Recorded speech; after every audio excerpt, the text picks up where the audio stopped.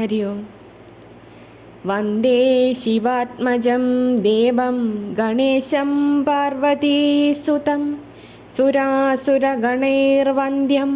गजास्यं विघ्नहारिणं हिमालयाद्रिनन्दिनीं शिवाङ्गसंस्थितां शिवां सुहासिनीं वराननां समस्तलोकमातरं मृगेन्द्रवाहनां सतीं खगेन्द्रवाहसोदरीं भजाम्यहं सदा पितां गणेशमातरं शुभाम्। शिवं शङ्करं चन्द्रचूडं त्रिनेत्रं तुषाराद्रिकन्यापतिं वेदवेद्यं गिरीशं धनेशादिवन्द्यं पुरारिं मुरारिप्रियं नीलकण्ठं भजेऽहम्। हर नमः पार्वतीपदये हर हर महादेवा। हर नमः पार्वतीपदये हर हर महादेवा। हर नमः पार्वतीपदये हर हर महादेवा। ॐ नमः शिवाय। कलाभ्यां चूडालङ्कृतशशिकलाभ्यां निजतपः फलाभ्यां भक्तेषु प्रकटितफलाभ्यां भवतु मे। शिवाभ्यामस्तोकत्रिभुवनशिवाभ्यां हृदि पुनर्भवाभ्यामानन्दस्फुरदनुभवाभ्यां नतिरियम्। गळन्दी शम्भो त्वच्चरितसरिदः किल्बिषरजो दलन्दी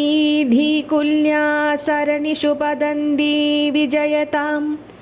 दिशन्ती संसारभ्रमणपरितापोपशमनं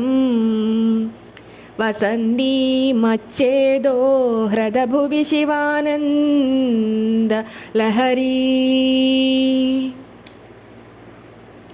त्रैवेद्यं हृद्यं त्रिपुरहरमाद्यं त्रिनयनं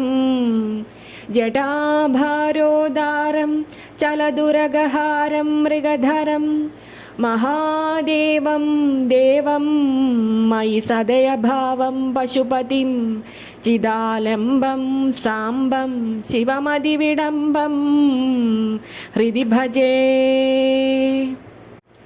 सहस्रं वर्तन्ते जगदि विबुधाः क्षुद्रफलदाः न मन्ये स्वप्ने वा तदनुसरणं तत्कृतफलं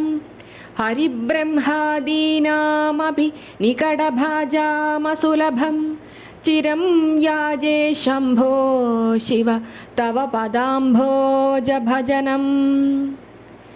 स्मृतौ शास्त्रे वैद्ये शकुनकविदागानभणितौ पुराणे मन्त्रे वा स्तुतिनटनहास्येक्षचतुरः कथं राज्ञां प्रीतिर्भवति मयि कोऽहं पशुपते पशुं मां सर्वज्ञा प्रथितकृपया पालय विभो। घटो वा मृत्पिण्डोऽप्यणुरपि च धूमोऽग्निरचलः पटो वा तन्दुर्वा परिहरति किं घोरशमनं वृथा कण्ठक्षोभं वहसि तरसा तर्कवजसा पदाम्भोजं शम्भोर्भज परमसौख्यं व्रजसुधीः। मनस्ते पादाब्जे निवसतु वजस्तोत्रभणितौ करौ चाभ्यर्चायां श्रुतिरपि कथाकर्णनविधौ तव ध्याने बुद्धिर्नयनयुगलं मूर्तिविभवे पदौ प्रादक्षिण्ये परमशिवनाजाने परमदः। यथा बुद्धिशुक्तौ रजतमिति काजाश्मनिमणिर्जले पैष्टे क्षीरं भवति मृगतृष्णासु सलिलं तथा देवभ्रान्त्या भजति भवदन्यं जडजनो महादेवेशं त्वां मनसि च नमत्वा पशुपते गभीरे कासारे विशदि विजने घोरविपिने विशाले शैले जभ्रमदि कुसुमार्थं जडमतिः समर्प्यैगं चेदः सरसिजमुमानाध भवते सुखेनावस्थातुं जन इह न जानाति किमहो नरत्वं देवत्वं नगवनमृगत्वं मशकता पशुत्वं कीडत्वं भवतु विहगत्वादिजननं सदा त्वत्पादाब्जस्मरणपरमानन्दलहरी विहारासक्तं चेद्धृदयमिह किं तेन वपुषा वटुर्वा गेही वा यतिरपि जटी वा तदितरो नरो वा यः कश्चिद् भवतु भव किं तेन भवति यदीयं हृत्पद्मं यदि भवदधीनं पशुपते तदीयस्त्वं शम्भो भवसि भवभारं च वहसि गुहायां गेहे वा बहिरपि वने वा दृशिखरे जले वा वह्नौ वा वसतु वसदेः किं वद फलं सदा यस्यैवान्धःकरणमपि शम्भो तव पदे स्थितं चेद्योगोऽसौ स च परमयोगी स च सुखी असारे संसारे निजभजनदूरे जडधिया भ्रमन्दं मामन्धं परमकृपया पातुमुचितं मदन्यः को दीनस्तव कृपणरक्षाति निपुणः त्वदन्यः को वा मे त्रिजगदि शरण्यः पशुपते प्रभुस्त्वं दीनानां खलु परमबन्धुः पशुपते प्रमुख्योऽहं तेषामपि किमुद बन्धुत्वमनयोः त्वयैव क्षन्तव्या शिव मदपराधाश्च सकलाः प्रयत्नात् कर्तव्यं मदवनमियं बन्धुसरणिः उपेक्षा नो चेत् किं न हरसि भवध्यानविमुखां दुराशा भूयिष्ठां विधिलिपिमशक्तो यदि भवान् शिरस्तद्वैधात्रं नन खलु सुवृत्तं पशुपते कथं वा निर्यत्नं करनखमुखेनैव लुलितम् विरिञ्जिर्दीर्घायोर्भवतु भवदा तल्परशिरश्चतुष्कं संरक्ष्यं स खलु भुवि दैन्यं लिखितवान् विजारः को वा मां विशदकृपया पाति शिवते कटाक्षव्यापारः स्वयमपि च दीनावनपरः फलाद्वा पुण्यानां मयि करुणया वा त्वयि विभो प्रसन्नेऽपि स्वामिन् भवदमलपादाब्जयुगलं कथं पश्येयं मां स्थगयति नमः सम्भ्रमजुषां निलिम्बानां श्रेणिर्निजकनकमाणिक्यमकुटैः त्वमेको लोकानां परमफलदो दिव्यपदवीं वहन्तस्तन्मूलां पुनरभिभजन्ते हरिमुखाः कियद्वा दाक्षिण्यं तव शिवमदाशा च कियती कदा वा मद्रक्षां वहसि करुणापूरिददृशा दुराशा भूयिष्ठे दुरधिपगृहद्वारघटके दुरन्ते संसारे दुरितनिलये दुःखजनके मदायासं किं न व्यपनयसि कस्योपकृते वदेयं प्रीतिश्चेत्तव शिव कृतार्थाः खलु वयम् सदा मोहाटव्यां चरति युवतीनां कुचगिरौ नडत्याशाशाघाः स्वडति झटिति स्वैरमभिदः कपालिन् भिक्षो मे हृदयकविमत्यन्तचपलं दृढं भक्त्या बद्ध्वा शिव भवदधीनं कुरु विभो दृढं भक्त्या बद्ध्वा शिव भवदधीनं कुरु विभो धृति स्तम्भाधारां दृढगुणनिबद्धां सगमनां विचित्रां पद्माढ्यां प्रतिदिवससन्मार्गघटितां स्मरारे मच्चेदस्फुटपटकुटिं प्राप्य विशदां जयस्वामिन् शक्त्या सह शिवगणैः सेवित विभो प्रलोभाद्यैरर्थाहरणपरतन्त्रो धनिगृहे प्रवेशोद्युक्तः सन् भ्रमति बहुधा तस्करपदे इमं चेदश्चोरं कथमिह सहे शङ्कर विभो तवाधीनं कृत्वा मयि निरपराधे कुरु कृपाम् करोमि त्वत्पूजां सपदि सुखदो मे भव विभो विदित्वं विष्णुत्वं दिशसि खलु तस्या फलमिति पुनश्च त्वां द्रष्टुं दिवि भुवि वहन् पक्षिमृगदामदृष्ट्वा तत्खेदं कथमिह सहे शङ्कर विभो कदा वा कैलासे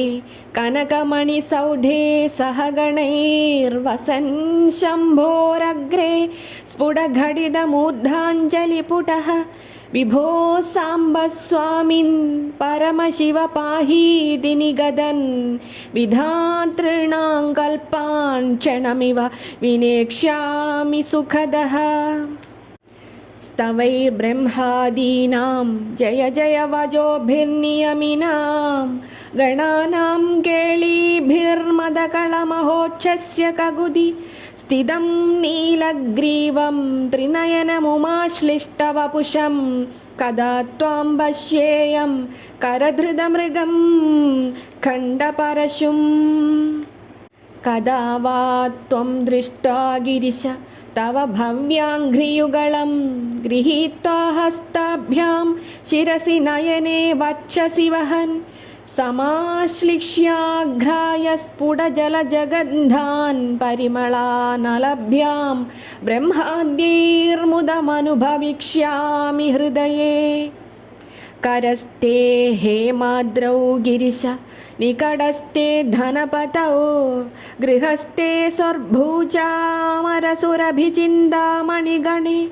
शिरस्ते शीदांशौ चरणयुगलस्तेऽखिलशुभे कमर्थं दास्येऽहं भवतु भवदर्थं मम मनः सारूप्यं तव पूजने शिव महादेवेदि संकीर्तने सामीप्यं शिवभक्तिधुर्यजनता साङ्गन्त्यसम्भाषणे सालोक्यं च चराचरात्मकदनुध्याने भवानीपते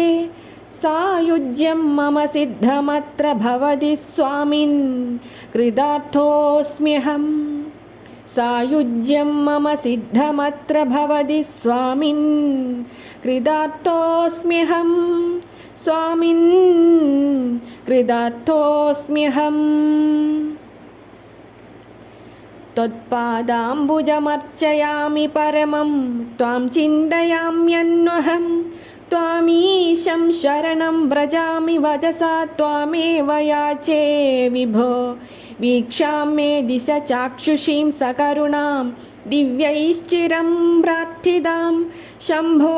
लोकगुरो मदीयमनसः सौख्योपदेशं कुरु शम्भो लोकगुरो मदीयमनसः सौख्योपदेशं कुरु शम्भो लोकगुरो मदीयमनसः सौख्योपदेशं कुरु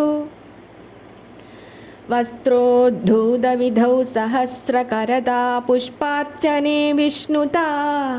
गन्धे गन्धवहात्मदान्नपचने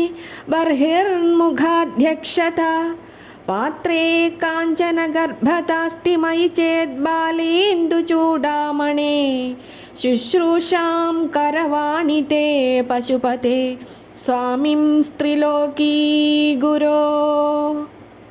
नालं वा परमोपकारकमिदं त्वेकं पशूनां पते पश्यन् कुक्षिगदान् चराचरगणान् बाह्यस्थितान् रक्षितुं सर्वामर्त्यपलायनौषधमधिज्वालाकरं भीकरं निक्षिप्तं गरलं गलेन गलितं नोद्गीर्णमेव त्वया ज्वालोग्रः सकलामरादिभयदः चेळः कथं वा त्वया दृष्टः किञ्च करे हृदः करतले किं पक्वजम्बूफलं जिह्वायां निहितश्च सिद्धगुडिका वा कण्ठदेशे भृदः किं ते नीलमणिर्विभूषणमयं शम्भो महात्मन् वद शम्भो महात्मन् वद किं ते नीलमणिर्विभूषणमयं शम्भो महात्मन् वद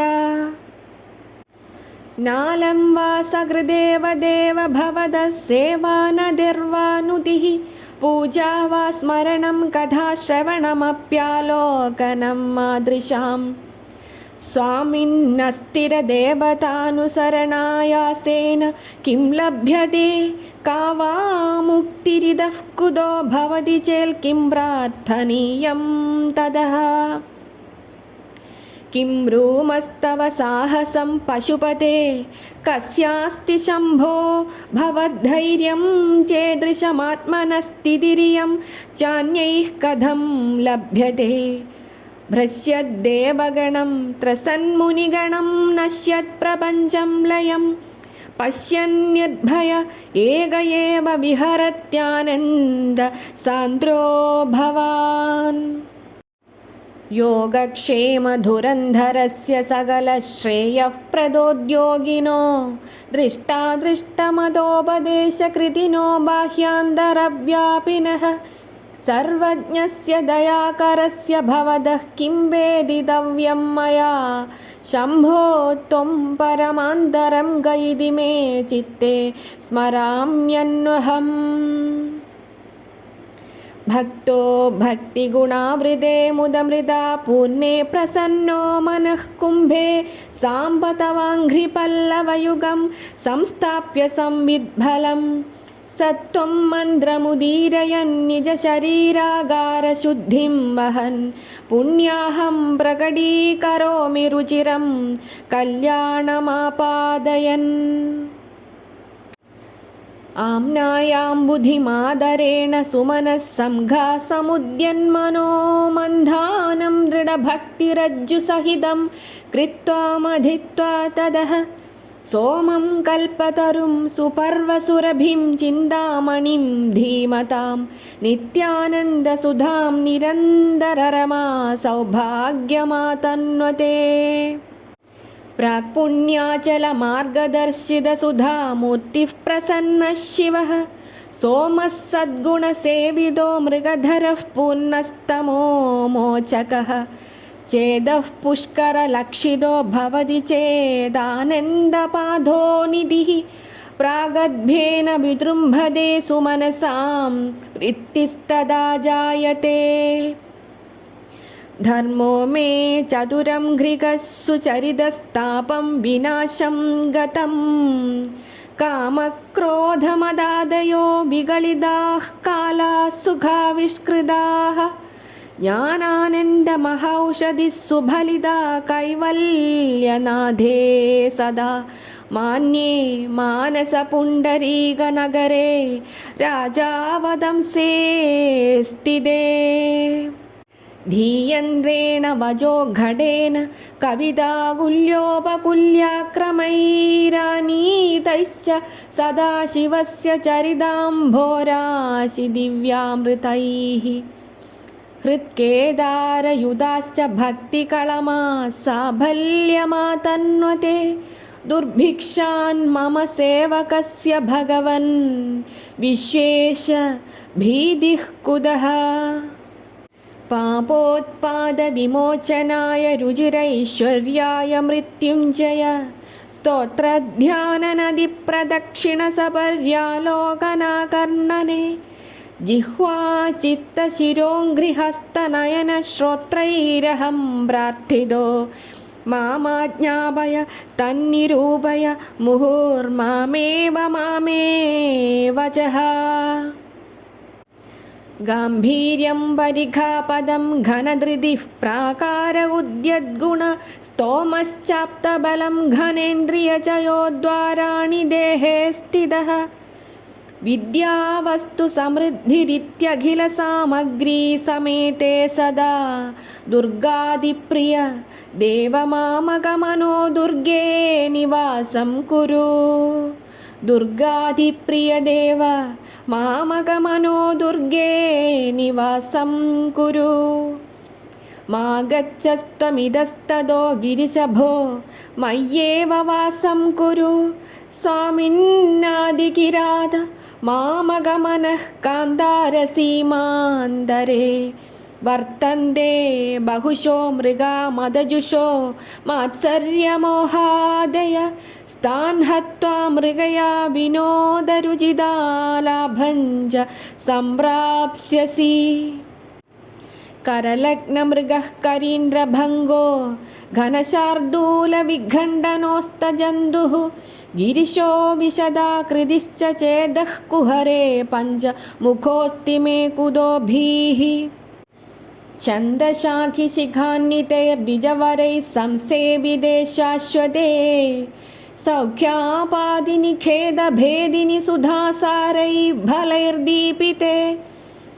चेदः पक्षिशिखामणे त्यज वृथा सञ्चारमन्यैरलम् नित्यं शङ्करपादपद्मयुगलीनीडे विहारं कुरु नित्यं शङ्करपादपद्मयुगलीनीडे विहारं कुरु आकीर्णे नखराजिकान्तिविभवैरुद्यत्सुधावैभवैराधौ तेऽपि च पद्मरागललिते हंसव्रजैराश्रिते नित्यं भक्तिवधूगणैश्च रहसि स्वेच्छाविहारं कुरु स्थित्वा मानसराजहंस गिरिजानाथाङ्घ्रिसौधान्तरे स्थित्वा मानसराजहंस गिरिजानाथाङ्घ्रिसौधान्तरे शम्भुध्यानवसन्तसंगिनि हृदा रामेघजीर्णच्छदाः स्रस्ता भक्तिलदाच्छडा विलसिताः पुण्यप्रवालाश्रिताः दीप्यन्ते गुणकोरकाः जपवचः पुष्पाणि सद्वासनाः ज्ञानानन्दसुधामरन्दलहरी संविद्फलाभ्युन्नतिः नित्यानन्दरसालयं सुरमुनि स्वान्ताम्बुजाताश्रयं स्वच्छं सद्विजसेवितं कलुषहृत्सद्वासनाविष्कृतं शम्भुध्यानसरोवरं व्रज मनोहंसावदंसस्थिरं किं क्षुद्राश्रयपल्वलभ्रमणसञ्जाडश्रमं प्राप्स्यसि आनन्दामृतपूरिता हरपदाम्भोजालवालोद्यता स्थैर्यो भग्नमुपेत्य भक्तिलतिका शाखोपशाखान्विता उच्चैर्मानसकाय मानपटलीमाक्रम्य निष्कल्मषा नित्याभीष्टफलप्रदा भवतु मे सल्कर्मसंवर्धिता सन्ध्यारम्भविजृम्भितं श्रुतिशिरस्थानान्तराधिष्ठितं सप्रेमभ्रमराभिराममसकृत्सद्वासनाशोभितं भोगीन्द्राभरणं समस्तसुमनः पूज्यं गुणाविष्कृतं सेवे श्रीगिरिमल्लिकार्जुनमहालिङ्गं शिवालिङ्गितं सेवे श्रीगिरिमल्लिकार्जुनमहालिङ्गं शिवालिङ्गितम् भृङ्गी चानडनोत्कडः करिमदग्राही स्फुरन्माधवाह्लादो नादयुधो महासिदवभुः पञ्जेषु नाचादृदः सत्पक्षस्सु मनोवनेषु स पुनः साक्षान्मदीये मनोराजीवे भ्रमराधिपो विहरतां श्रीशैलवासी विभुः कारुण्यामृतवर्षिणं घनविभद्ग्रीष्मच्छिदाकर्मठं विद्यासस्यफलोदयाय सुमनः संसेव्यमिच्छाकृतिम् नृत्यद्भक्तमयूरमद्रिनिलयं चञ्चज्जडामण्डलं शम्भो वाञ्छति नीलकन्धर सदा त्वां मे मनश्चादगः शम्भो वाञ्छति नीलकन्धर सदा त्वां मे मनश्चादगः आकाशेन शिखी समस्तभणिनां नेत्रा कलापीनदानुग्राहि प्रणवोपदेश निनदैः केकीदियोगीयते श्यामां शैलसमुद्भवां घनरुचिं दृष्ट्वा नटन्तं मुदा वेदान्तोपवने विहाररसिकं तं नीलकण्ठं भजे सन्ध्याघर्मदिनात्यये हरिहराघातप्रभूतानगद्वानो वारिदगर्जितं दिविशदां दृष्टिच्चडा चञ्चला भक्तानां परितोषबाष्पविदतिर्वृष्टिर्मयूरी शिवा यस्मिन्नुज्ज्वलताण्डवं विजयते तं नीलकण्ठं भजे यस्मिन्नुज्ज्वलताण्डवं विजयते तं नीलकण्ठं भजे आद्यायामिद तेजसे श्रुतिपदैर्वेद्याय साध्यायते विद्यानन्दमयात्मने त्रिजगतः संरक्षणोद्योगिने ध्येयायाखिलयोगिभिः सुरगणैर्गेयाय मायाविने सम्यक् ताण्डवसम्भ्रमाय जटिने सेयं नदिशम्भवे नित्याय त्रिगुणात्मने पुरजिते कात्यायनी श्रेयसे सत्यायादिकुटुम्बिने मुनिमनः प्रत्यक्षचिन्मूर्तये माया सृष्टजगत्त्रयाय सकलाम्नायान्दसञ्चारिणे सायं ताण्डवसम्भ्रमाय जटिने सेयं नदिशम्भवे नित्यं सोदरपूरणाय सकलानुद्दिश्य वित्ताशया व्यर्थं पर्यटनं करोमि भवतः सेवां न जाने विभो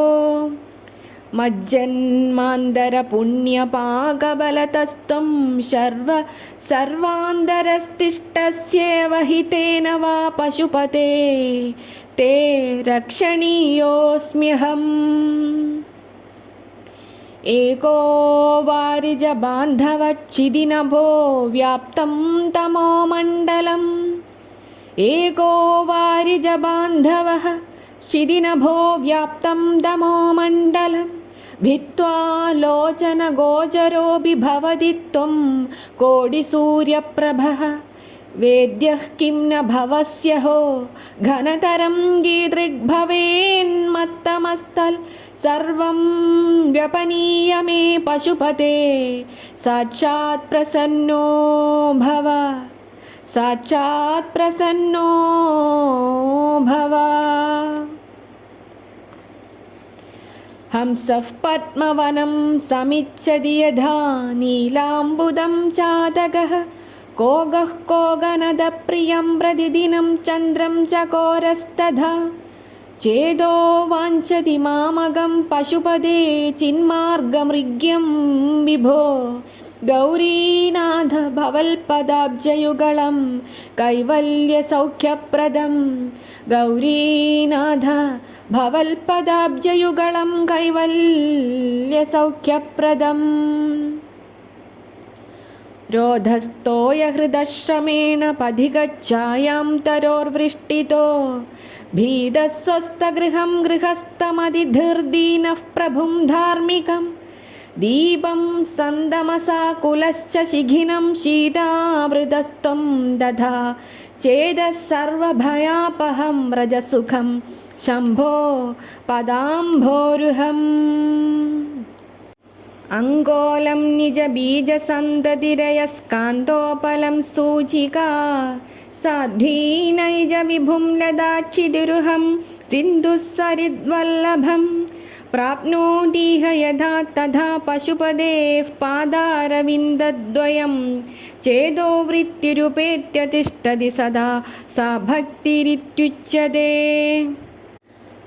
आनन्दाश्रुभिरातनोति पुलकं नैर्मल्यदच्छादनं वाजाशङ्खमुखे स्थितैश्च जठरापूर्तिं चरित्रामृतैः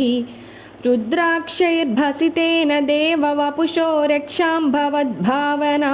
पर्यङ्गे विनिवेश्य भक्तिजननी भक्ताद्भगं रक्षति मार्गावर्तितपादुका पशुपतेरङ्गस्य कूर्चायते गण्डूषाम्बुनिषेचनं पुररिपोर्दिव्याभिषेकायते किञ्चिद्भक्षितमांसशेषकबलं दिव्योपहारायते भक्तिः किं न करोत्यहो वनचरो भक्तावदंसायते वक्षस्ताडनमन्दकस्य कठिनापस्मारसम्मर्दनं भूभृत्पर्यटनं नमः सुरशिरः कोडीरसङ्घर्षणं कर्मेदं मृदुलस्य तावकपदद्वन्द्वस्य गौरीपदे मच्चेदो मणिपादुका विहरणं शम्भो सदाङ्गीकुरु वक्षस्ताडनशङ्कया विचलितो वैवस्वतो निर्जराः कोडीरोज्ज्वलरत्नदीपकलिका नीराञ्जनं कुर्वते दृष्टा मुक्तिवधूस्तनोदि निभृता श्लेषं भवानीपते यच्चेदस्तव पादपद्मभजनं तस्येह किं दुर्लभम् अच्छेदस्तव पादपद्मभजनं तस्येक किं दुर्लभम् क्रीडार्थं सृजसि प्रपञ्चमखिलं क्रीडामृगास्ते जनाः यत्कर्माचरितं मया च भवतः प्रीत्यै भवत्येव तत् शम्भो स्वस्य कुतूहलस्य करणं मच्चेष्टितं निश्चितं तस्मान्मामकरक्षणं पशुपते कर्तव्यमेव त्वया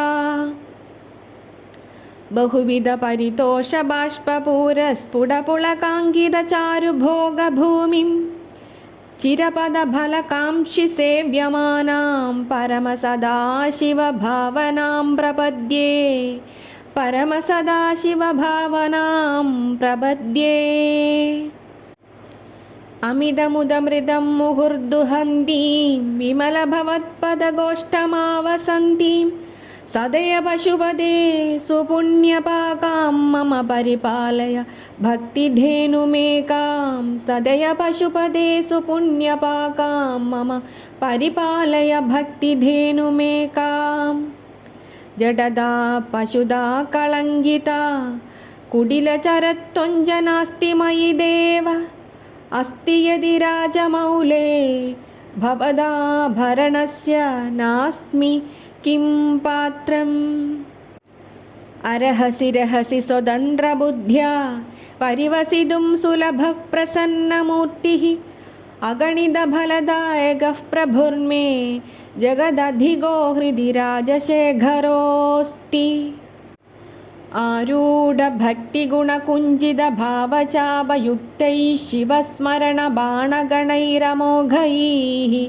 निर्जित्य किल्बिषरिपून् विजयी सुधीन्द्रः सानन्दमावहति सुस्थिरराजलक्ष्मी ध्यानाञ्जनेन समवेक्ष्य तमः प्रदेशं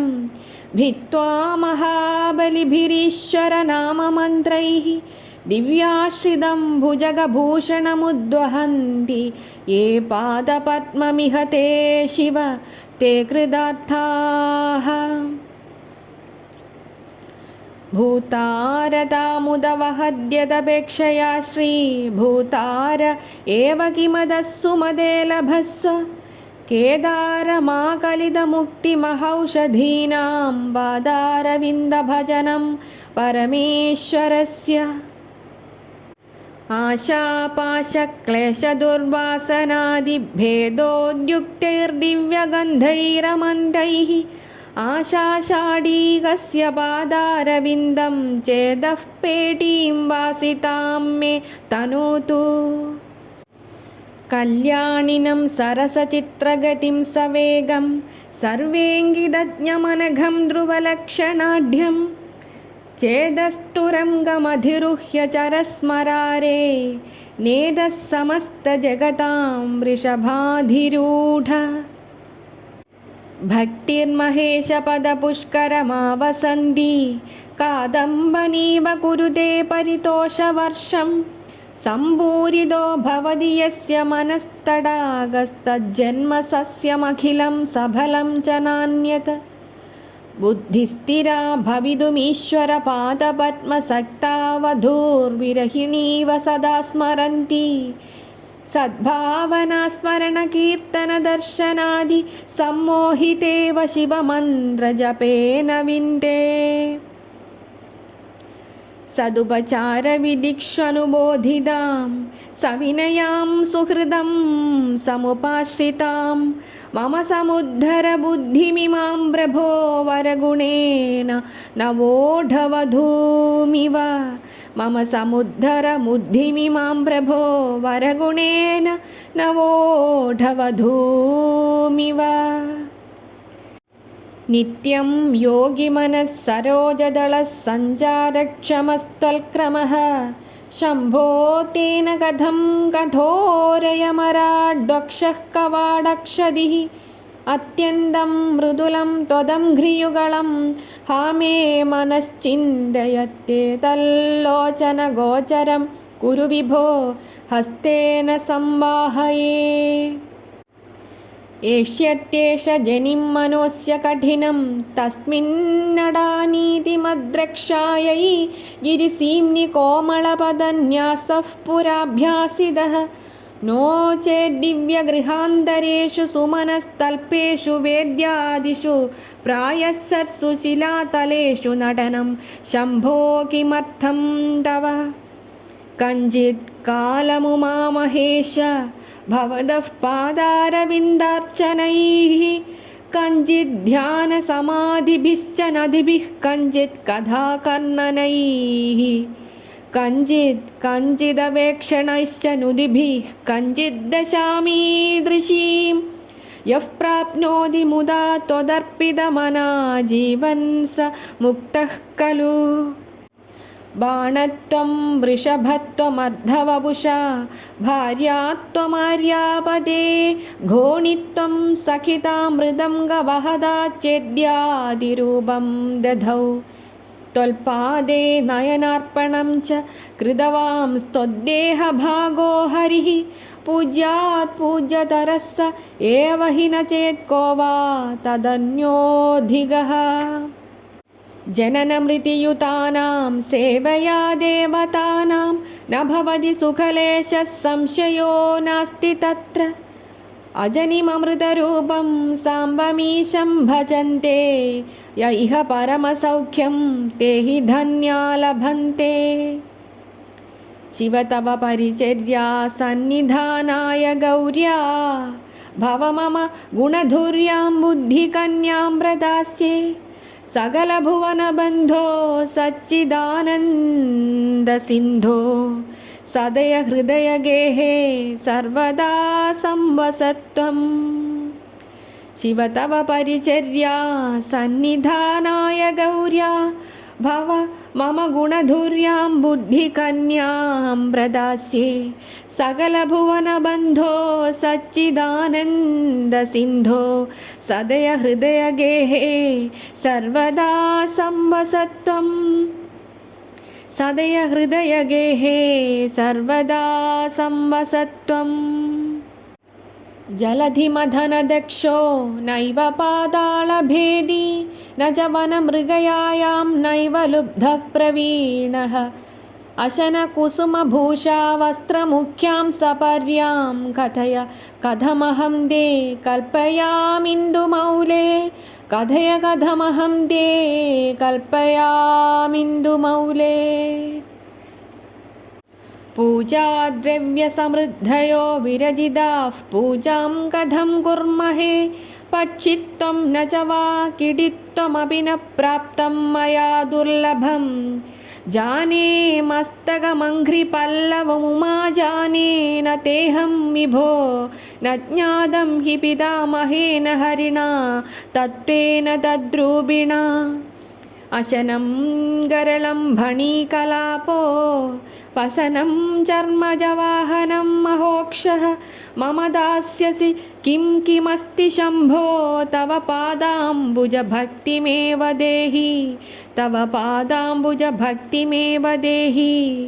तव पादाम्बुजभक्तिमेव देहि यदा कृदाम्भोनिधिसेतुबन्धनः करस्थलाधकृतपर्वदाधिपः भवानि ते लङ्घितपद्मसम्भवस्तदा शिवार्चास्तव भावनक्षमः नदिभिर्नुदिभिस्त्वमीश पूजाविधिभिर्ध्यानसमाधिभिर्न तुष्टः धनुषा मुसलेन चाश्मभिर्वा वदते प्रीतिकरं तथा करोमि भजसा चरितं वदामि शम्भोरहमुद्योगविधासु ते प्रसक्तः